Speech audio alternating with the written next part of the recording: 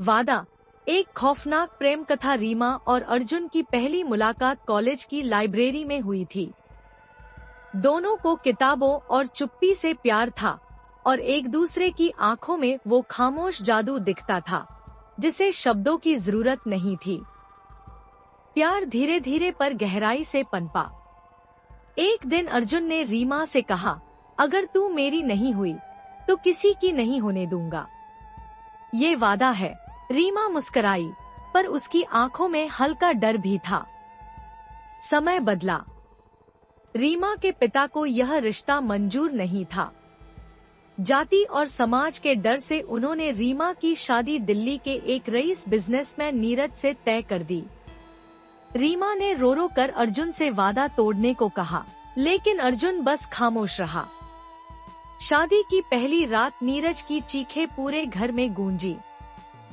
नौकर जब दौड़ते हुए कमरे में पहुंचे तो दरवाजा अंदर से बंद था। खिड़की जड़ी हुई थी।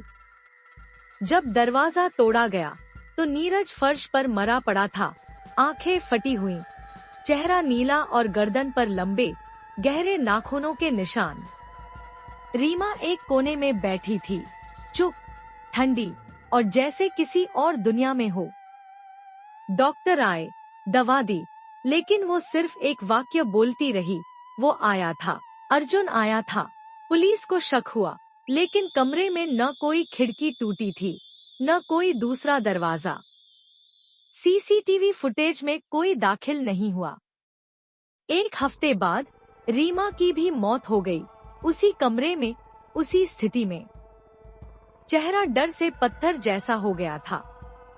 ऑटोप्सी रिपोर्ट कहती है, दम घुटने से मौत हुई, लेकिन कोई बाहरी चोट नहीं थी। अब असली डर की बात, जब पुलिस ने अर्जुन की तलाश शुरू की तो पता चला कि वो तो शादी से 2 दिन पहले ही एक ट्रेन एक्सीडेंट में मारा गया था। उसकी लाश इतनी बुरी हालत में थी कि पहचान मुश्किल थी। फिर रीमा ने जिसे देखा, वो कौन था? उस घर को अब शापित बंगला कहा जाता है। रात के 12 बजे वहां से अक्सर 2 लोगों के झगड़ने, फिर हंसने और अचानक चुप हो जाने की आवाज आती है।